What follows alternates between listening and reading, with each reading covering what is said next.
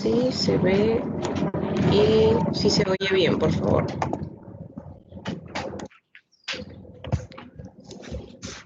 ¿Se ve y se oye, chicas?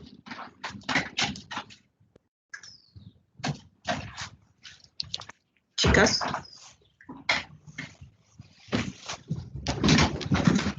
Sí se ve. Ya, listo. Entonces el día de hoy vamos a ver una clase que es un poquito fastidiosa, pero yo he visto que en sus exámenes les toman cositas más o menos tranquilas de este tema. Así que vamos a ver lo básico que ustedes deben de saber y ya cuando lleven su curso de cirugía lo van a ver más a fondo, porque el soporte nutricional va a ser un gran apoyo en pacientes, sobre todo los que están hospitalizados. ¿Ya? Entonces, ¿qué vendría a ser este soporte nutricional? Es un conjunto de procedimientos que van a asegurar el consumo adecuado de energía y nutrientes. Y esto es durante la realización de diversos procedimientos, ya sean diagnósticos o terapéuticos, ¿no? En pacientes sobre todo que están hospitalizados, pero también pueden ser en diferentes clases de pacientes. Como hemos visto también niños con malnutrición, que teníamos el kwashiorkor y el marasmo, también en ellos usaremos algún tipo de soporte nutricional. Y este soporte abarca la provisión oral, o sea, por vía oral, por vía enteral o parenteral. Y la finalidad de todo este soporte es mantener o restaurar el estado nutricional de estos pacientes. Los tipos, mamá, los tipos son enteral o parenteral. Ya, estos dos son los dos tipos que vamos a ver. En el enteral se administran los nutrientes directamente al tracto gastrointestinal y esto se hace mediante diversas sondas. Ya unas pueden ser nasogástricas, nasoduodenales, nasoyeyunales, dependiendo de las necesidades de cada paciente. Y la vía parenteral es para suministrar los nutrientes, pero por vía intravenosa. Ya, cuando en estos pacientes no se puede usar esta vía. Recuerden que siempre lo más fisiológico es la vía enteral, o sea, que los nutrientes se administren y sean absorbidos por el tracto gastrointestinal. En cambio, la vía parenteral no es la vía ideal, pero en caso no se pudiera, tendremos que usar la vía parenteral. Y esta vía parenteral tiene dos tipos, que es la periférica, que se usa, en la cual se usan las vías de pequeño calibre, por ejemplo, en el brazo, se colocan en la mano también, pero sobre todo en el brazo. Y la nutrición parenteral total, que es mediante un catéter que ya ingresa por un vaso mucho más grande, por ejemplo, vena cava superior. ¿Ya? Entonces aquí tenemos un esquema que hace una comparación de ambos tipos de nutrición y las diversas indicaciones, la vía de administración, clasificación, porque tenemos diversos tipos. Por ejemplo, si vamos a utilizar la vía enteral, necesitamos que el paciente tenga un tubo digestivo que esté sano, que sí haya motilidad. En cambio, por ejemplo, en pacientes que tienen enfermedades inflamatorias intestinales, síndromes de mala absorción, gastrectomizados, entonces en ellos no se podrá usar esta vía y se usa la vía parenteral. La vía de administración, como mencionaba, son sondas en la enteral, sondas nasogástricas, nasoyeyunal, también puede ser por gastrostomía o yeyunostomía, y las otras son las vías periféricas y la central. Las presentaciones son diversos tipos, por ejemplo, tenemos los que son Ensure, son diversas composiciones de fórmulas que se usan para darle vía enteral, y presentaciones, por ejemplo, poliméricas, peptídicas y también proteicas. Ya son diversos tipos de fórmulas que se dan a estos pacientes. En cambio, estas son más líquidas. Como hemos visto, el parenteral no vamos a ingresar tanto una fórmula, por ejemplo, fórmulas lácteas se suelen usar también en estos pacientes que tienen vías enterales. En cambio, la parenteral ya no es tanto así, es otro tipo de nutrición, ¿verdad? Contraindicaciones también están ahí, obstrucciones o perforaciones, isquemia también del tracto gastrointestinal, porque no tendría sentido administrar alimentos por esa vía si es que el paciente no va a poder usar los nutrientes. También otra contraindicación es que, por ejemplo, de la vía parenteral es que estas se tengan que usar por menos de 5 días. Ventajas, como les mencionaba, de la vía enteral, es más fisiológica porque nuestro tracto gastrointestinal es más barata, protege esta barrera bacteriana inmunológica que tenemos a nivel intestinal. Entonces, si en estos pacientes a veces dejamos de darle esa es una de las desventajas de esta nutrición parenteral. Como no usamos la vía gastrointestinal, estos pacientes luego de haber tenido la nutrición parenteral van a necesitar como una readaptación a la alimentación nuevamente por el tracto gastrointestinal. Entonces, lo único bueno es que tenemos acá es que la absorción a nivel parenteral es del 100%, es más completa. Y bueno, ambas tienen diversos tipos de complicaciones, ¿ya? Entonces, las indicaciones principalmente de este soporte son alteraciones del gastrointestinal, por ejemplo, las obstrucciones gástricas o intestinales, inflamación en casos de pancreatitis, enfermedad de Crohn, pacientes que tienen secuelas de síndrome de intestino corto, que han tenido bypass gástrico también, problemas metabólicos, nutricionales, por ejemplo, fístulas, una cirugía de Whipple, mala absorción, como habíamos mencionado, alteraciones, por ejemplo, neurológicas, pacientes con ACV, que también han perdido la capacidad de deglutir, todos esos tipos de enfermedades, por ejemplo, enfermedad de Alzheimer también, en el que los pacientes, no solo Alzheimer, sino también pacientes con demencia, que a veces no quieren que les den de comer porque piensan que los van a envenenar, pacientes esquizofrénicos, de todo tipo. También pacientes que están con parálisis o niños también con parálisis cerebral, problemas psiquiátricos con pacientes anoréxicas, bulímicas que ya tienen un IMC muy por debajo de lo normal y que tienen ya que ser hospitalizadas porque la administración oral no es posible. En estas pacientes que ya tienen una anorexia muy grave, ya el poder deglutir se les hace imposible y regurgitan todo lo que comen. En pacientes críticos, pacientes que han sido operados, que están intubados, ahora en pacientes COVID, ¿verdad? Que están intubados en UCI, que están sedados, también en pacientes que están grandes, quemados, que por ejemplo, no sé si recuerdan sus clases de quemaduras, en los que los pacientes no solamente se queman a nivel físico, sino, o sea, en las partes externas, sino también al aspirar este vapor caliente sufren quemaduras de la vía aérea y también pueden haber ciertas zonas del tracto gastrointestinal que se ven afectadas y tampoco pueden consumir alimentos. En pacientes politraumatizados, pacientes que se han accidentado y de repente tienen alguna como fracturas a nivel mandibular que no les permitan alimentarse tampoco. Y pacientes con shock, ¿verdad? Shock séptico, shock de cualquier tipo de shock. Desnutrición también, durante el ingreso y durante la estancia, también en pacientes hospitalizados y en pacientes que ya hemos visto sobre desnutrición, que es marasmo, kwashiorkor, todo eso que hemos visto ya anteriormente. Entonces, ¿por qué les hablamos de esto? Porque ustedes a nivel de hospitales van a tener una alta prevalencia de esta patología, que es la desnutrición. Entonces, esto, como vemos ahí, es entre el 30 y el 50% de pacientes que van a desarrollar esta nutrición mientras se encuentran hospitalizados. Entonces, ¿esto qué va a ocasionar en estos pacientes? Que tengan una pobre respuesta inmunológica. O sea, el paciente no va a responder bien al tratamiento, el paciente se va a complicar más, vamos a tener al paciente más tiempo hospitalizado. Entonces, es algo que es muy perjudicial para los pacientes. Como dice aquí también, prolongada dependencia del ventilador, por un pobre manejo y debilidad de los músculos de la respiración. Y esto también va a aumentar la morbimortalidad que está asociada a las infecciones en estos pacientes críticos. Entonces, como vemos, la desnutrición por sí misma es mala y además nos va a condicionar otros problemas en nuestros pacientes que se encuentren hospitalizados. Entonces, por eso es importante que sepamos cómo es que se debe dar este soporte. Hay casos en los que a los pacientes antes de ser hospitalizados también les dan como un régimen alimentario para que no se desnutran tan rápido, ¿verdad? Cuando sabemos que van a estar mucho tiempo hospitalizados, se les hace como un régimen y además durante su estancia hospitalaria también se les da un soporte nutricional. Entonces, primero veremos la nutrición enteral.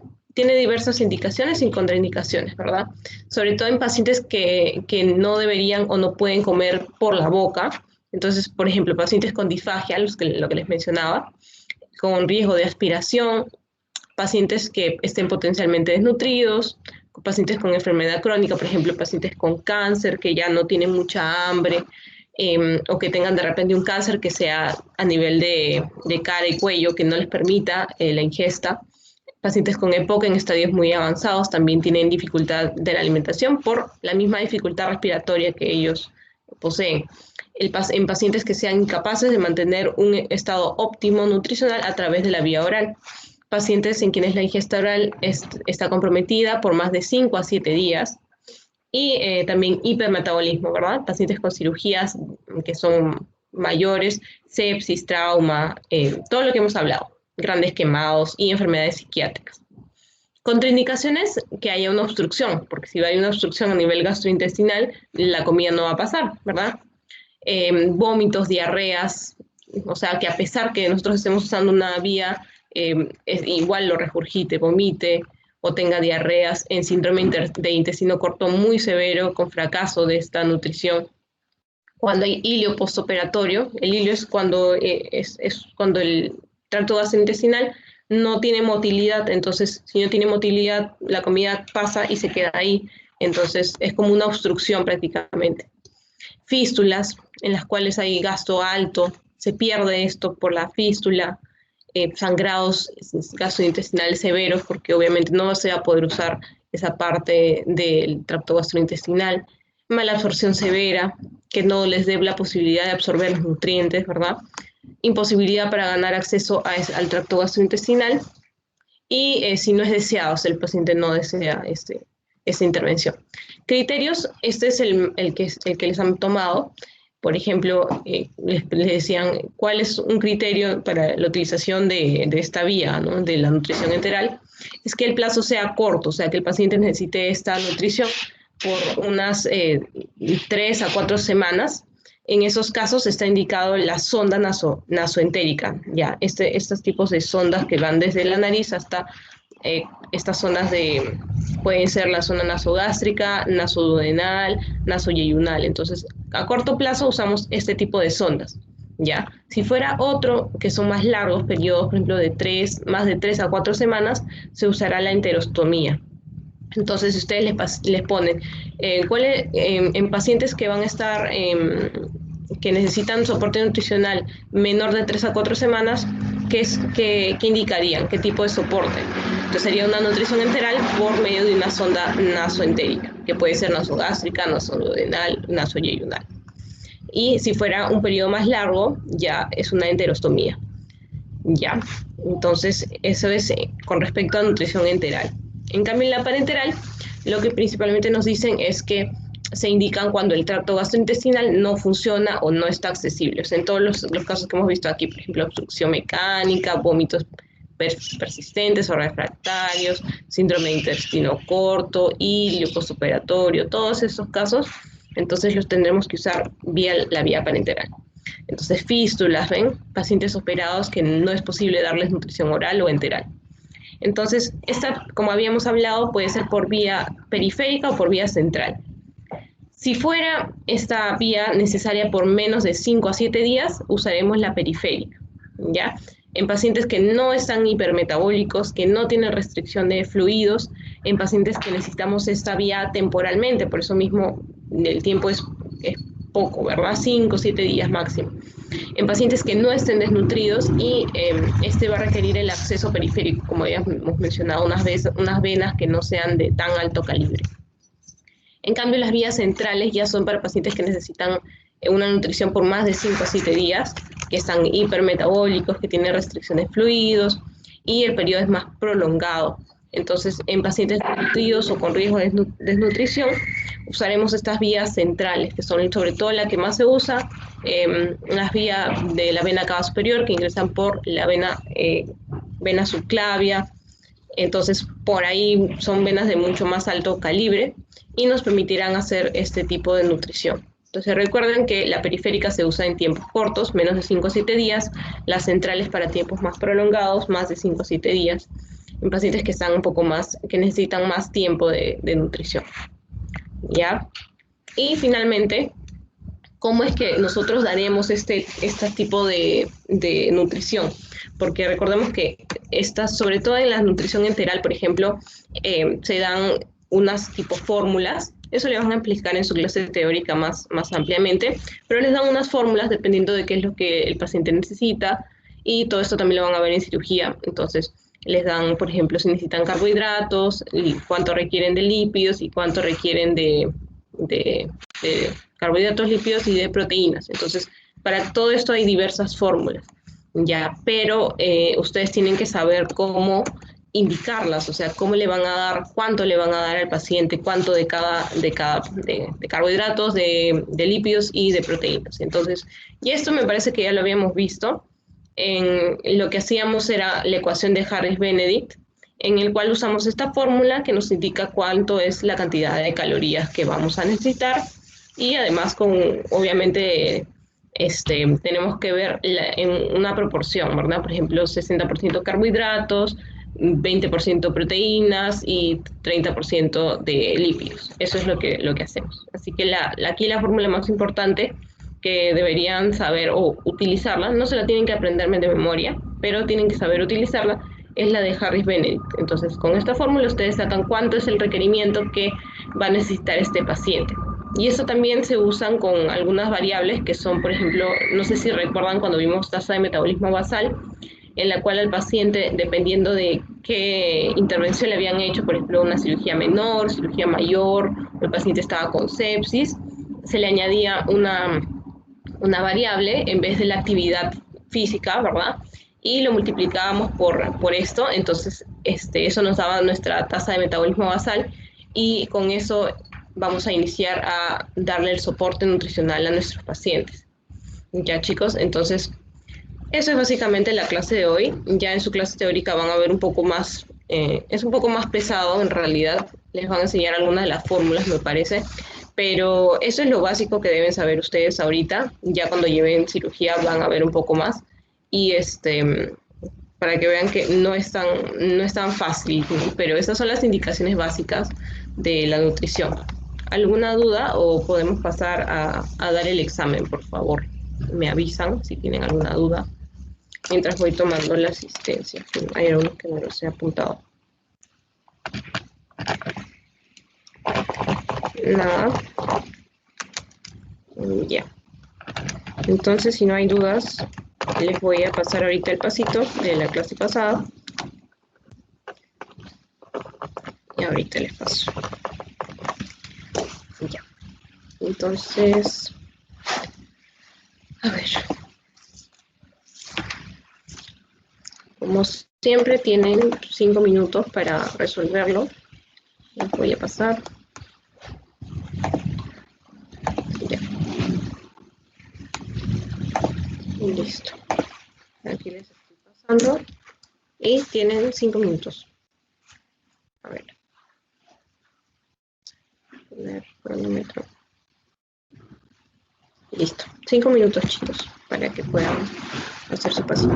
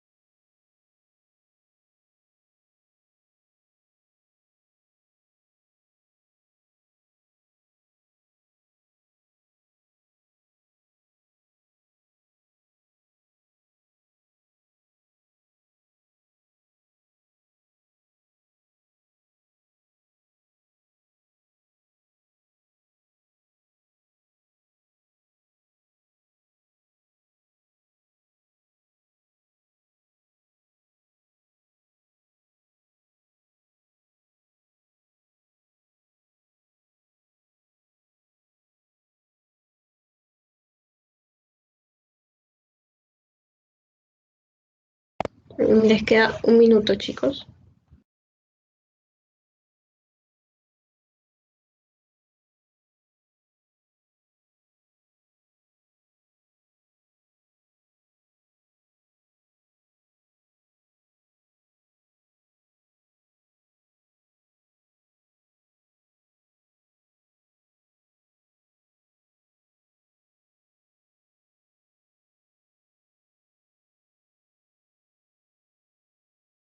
Treinta segundos.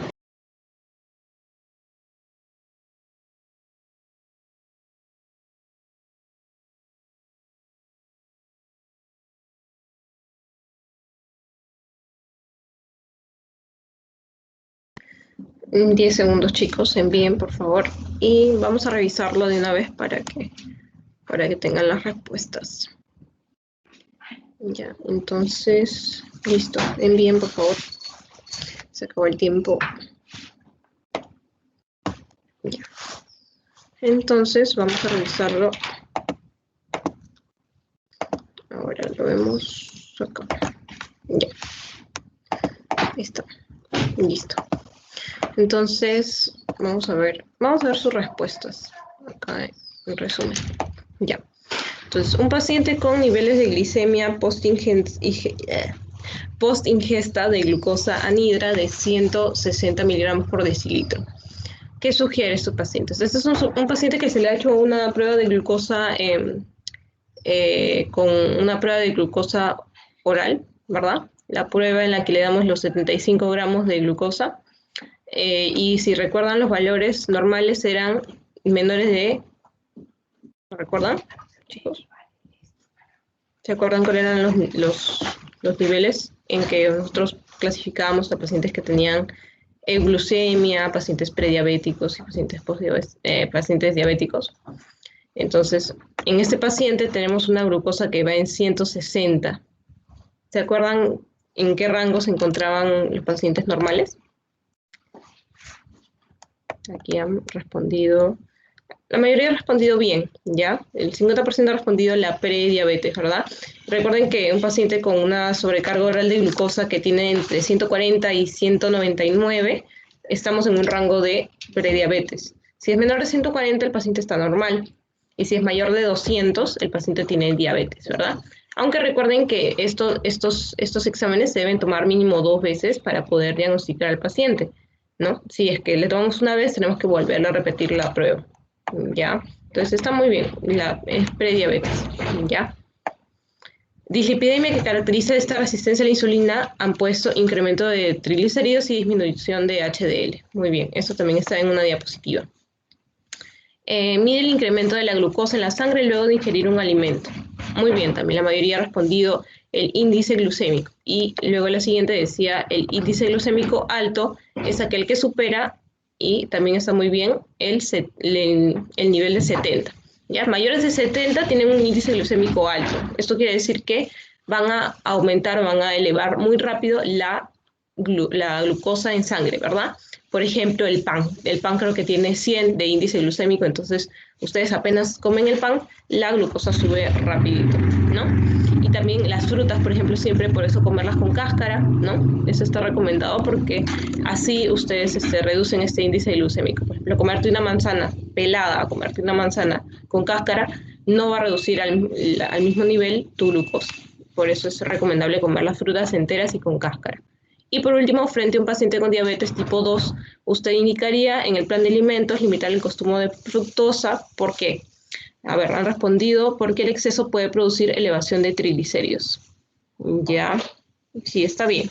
Ya, entonces el exceso de fructosa puede elevar los triglicéridos. Por eso es que no se recomienda tampoco sobrepasarse con las frutas y tampoco comerlas tanto en jugos, ¿ya? Recuerden que en un jugo de naranja, por ejemplo, se usan 5 naranjas y en realidad solamente se comen el jugo, no comen lo que es los gajos de la naranja, que son los que tienen realmente más fibra, y son 5 naranjas que en realidad ustedes podrían comerse una fruta de cada una de esas naranjas, ¿verdad? Una manzana, una pera, un plátano, etc. Entonces, eso, ya chicos, esas son las respuestas del pasito.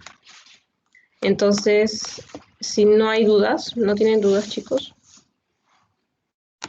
¿No? Bueno, entonces si no hay dudas, eso es todo, chicos, por el día de hoy. Cuídense mucho y espero que cualquier cosa me escriben si tienen dudas. Y que todo les vaya bien esta semana. Chao, chicos.